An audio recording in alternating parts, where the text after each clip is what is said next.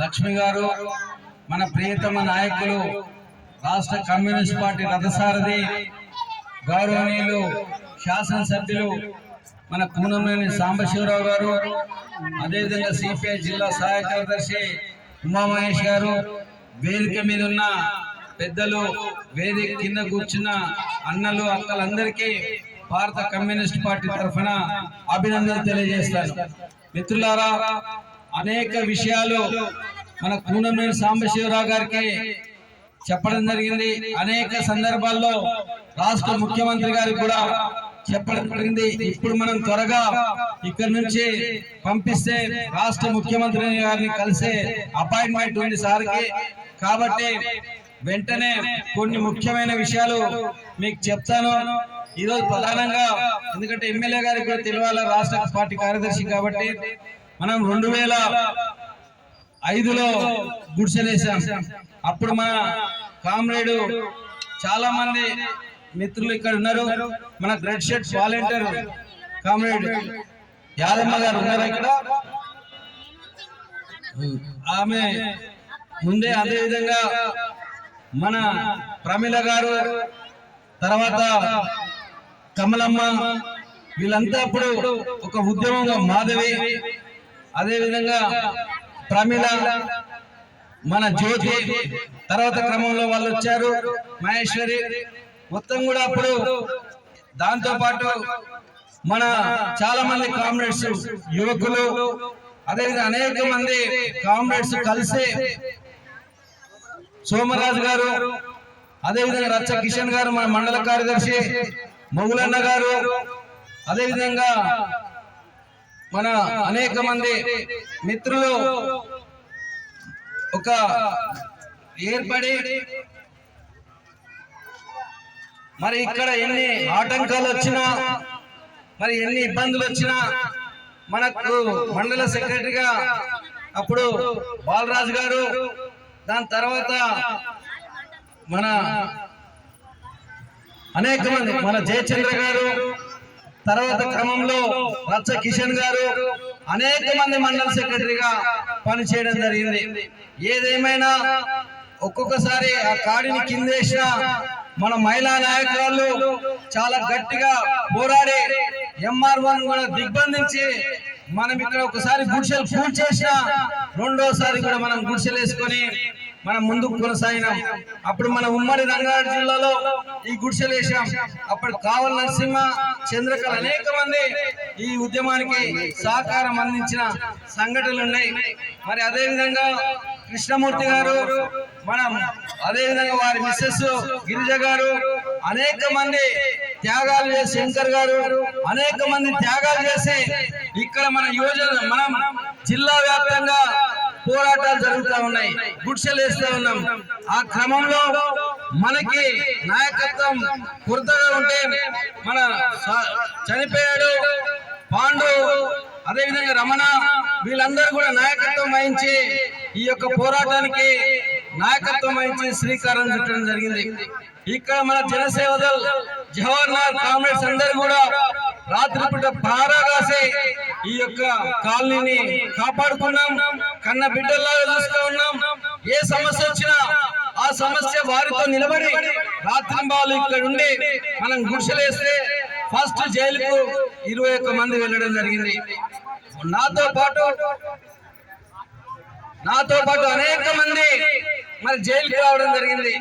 మనకి ఇక్కడ చంద్రయ్య కాలనీలో ఆ రోజుల్లో మన అందరూ కూడా మహిళలు, మేము వస్తామన్నా జైలుకు, మీతో పాటు మేము వస్తామని తగాద పెట్టుకుంటే కూడా ఎవరెవరు జైలుకి వస్తారు రాయమంటే వాలంటీర్ గా వాళ్ళే వచ్చి, మరి ప్రమీల గాని, కమలమ్మ గాని, ఇంకా అనేక మంది మరి జైలుకి వచ్చారు మాతో పాటు. వాళ్ళు జైల్లో ఉండి కూడా ఈ భూమి దక్కే వరకు మేము జైల్లో ఉంటాం తప్ప ఈ భూమిని వదిలే ప్రసక్తి లేదని ఖరాఖండిగా చెప్పడం జరిగింది. అప్పుడు ఆ సమయంలో మనకి ఎమ్మెల్యే కిచ్చన్న గారి లక్ష్మారెడ్డి గారు ఉండే, ఆయనను మా కాలనీకి వచ్చి నీళ్ళు ఇవ్వాలా, లేకుంటే నీ సంగతి చూస్తామని ఒక గుడి కార్యక్రమం, ప్రారంభ కార్యక్రమానికి వస్తే మనం అందరం కూడా ర్యాలీగా పోయి అతన్ని దిగ్బంధనం చేసి నీళ్ళు ఇచ్చేదాకా వదిలేదంటే వెంటనే ఆ రోజు నీళ్ళు ఇవ్వడం జరిగింది.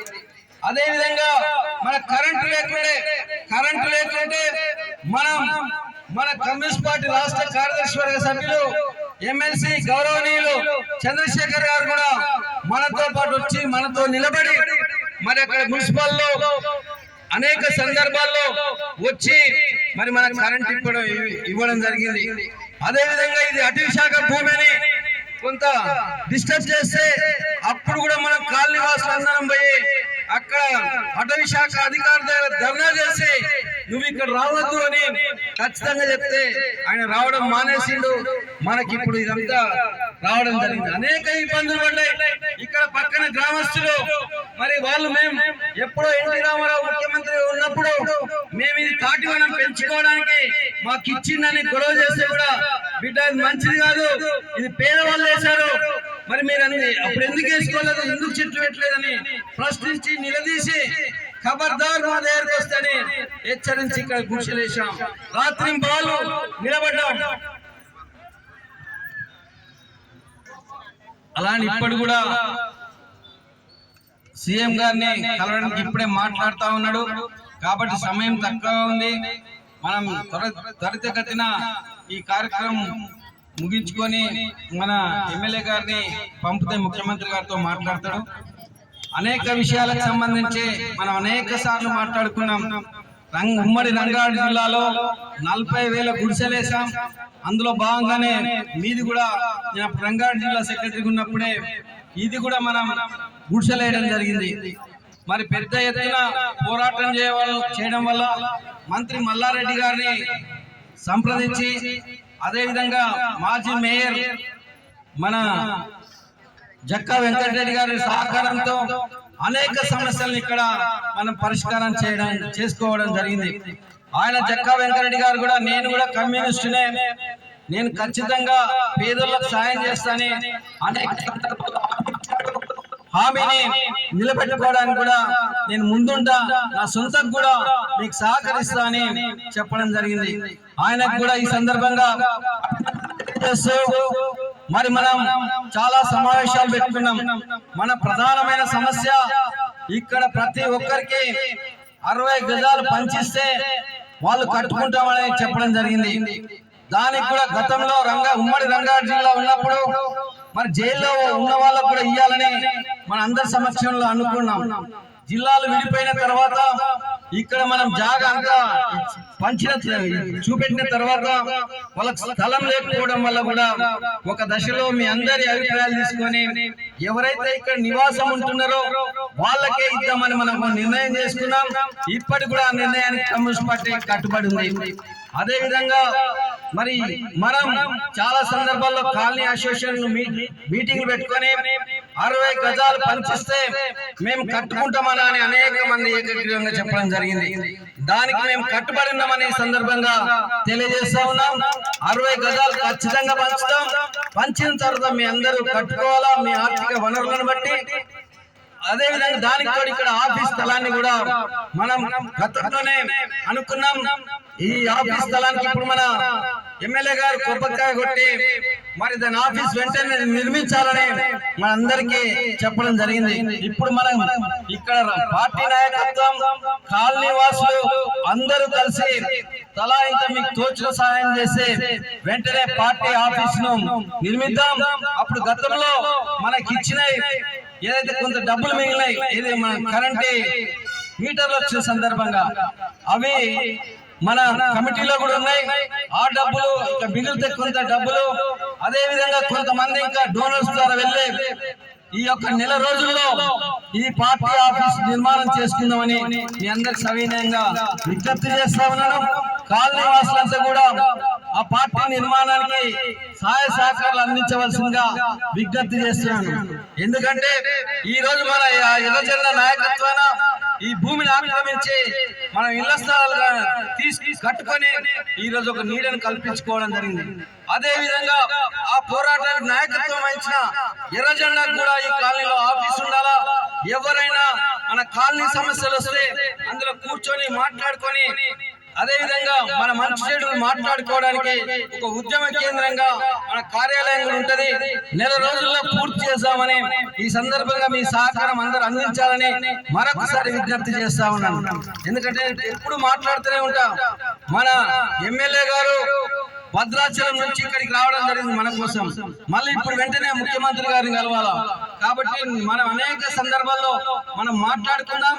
ఖచ్చితంగా మనం ఏదైతే కాలనీ వాసులు అనుకున్నామో దాన్ని పని పూర్తి చేసుకోవడానికి మీ అందరి తరఫున మనకు కొంతమందికి పట్టాలు వచ్చాయి, కొంతమందికి పట్టాలు రాలే. వారందరికి కూడా వారందరికి కూడా పట్టాలు ఇప్పించవలసిందిగా మీ తరఫున ఎమ్మెల్యే గారికి నేను విజ్ఞప్తి చేస్తా ఉన్నాను. అదే విధంగా మన కాలనీలో ఇంకా సంక్షేమ కార్యక్రమాలకు సంబంధించి కూడా పై అధికారులతో ప్రభుత్వంతో మన ఎమ్మెల్యే గారు మాట్లాడడానికి సిద్ధంగా ఉన్నారు. మీ అందరి తరఫున కాలనీ సమస్యలు పరిష్కరించడానికి మన ఎమ్మెల్యే మన కాలనీకి సహాయ సహకారాలు అందించి మన కాలనీని అభివృద్ధి చేయడానికి ఆయన సహకారం కూడా అందించవలసిందిగా మీ అందరి తరఫున విజ్ఞప్తి చేస్తూ ముగిస్తా ఉన్నాను.